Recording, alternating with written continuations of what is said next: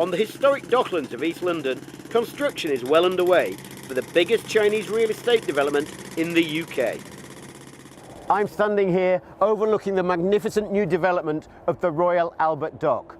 £1.7 billion, 35 acres. This magnificent site is going to provide the gateway to the UK and Europe for Chinese businesses for many years to come. So this is phase one, which is about 650,000 square foot.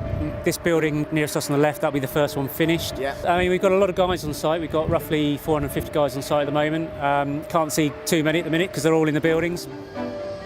Senior project manager Carl Stokes explains the months of preparation, laying the groundwork for this phase. The project really started from March, April this year. Prior to that, there was a lot of enabling works, so surveying for unexploded bombs from the Second World War, things like that. How deep do you go? We go quite a way. We go down about 20 metres.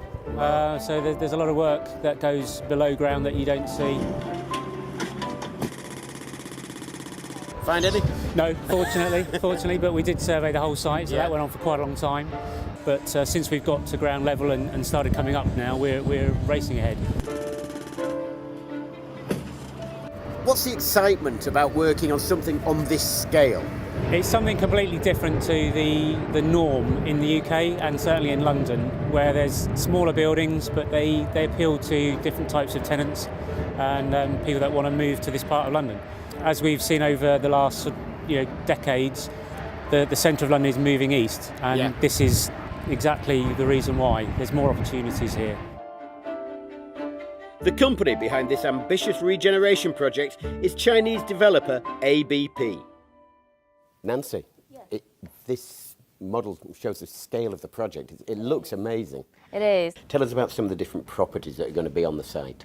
We're going to having mainly like office buildings, and also we're having more than 800 units of the residential, and also the 200 unit rooms service department, and we're having retails and also the high street. And I can see sold. It is.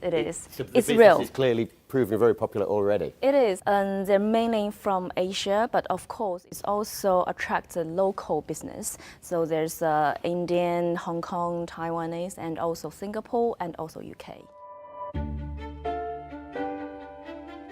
The project's main contractor is Chinese state-owned CITIC Construction. Their partnership with ABP was one of 5 high-profile deals signed off during President Xi Jinping's state visit in 2015. 中国也有句名言，机不可失，时不再来。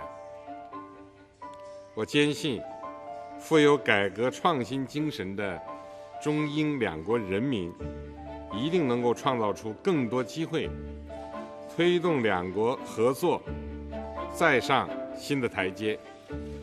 I think it's very important from that visit to show how Chinese government and from the top to support the Chinese business to go globally, and also to build the relationship between UK and China. Since the project started, the UK has voted to leave the European Union. What opportunities does Brexit offer for this project?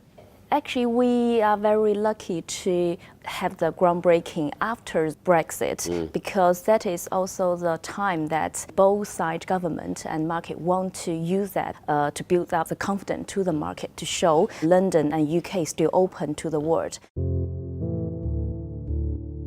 And the market is confident, China especially so. While others have pulled back, Chinese investment in London's commercial property has more than trebled since the Brexit vote. The cheaper pound and a need to diversify out of a home market are driving the investment. But for new businesses taking their first steps into the UK and Europe, the Royal Albert Dock offers another advantage. You can see how close we are to the city airport, and this airport will bring us to more than 40 cities in Europe. Here you can just get to the airport, get onto the plane about half an hour. Yes, and then another 1 hour you go to Europe. So anyone coming here, they are on the doorstep of Europe? Yes. That, along with the new Crossrail and nearby DLR connections, means that businesses can operate at nearly half the cost of those at Canary Wharf. And foreign companies aren't the only ones reaping benefits. The project will generate up to 30,000 jobs and inject £6 billion into the London economy.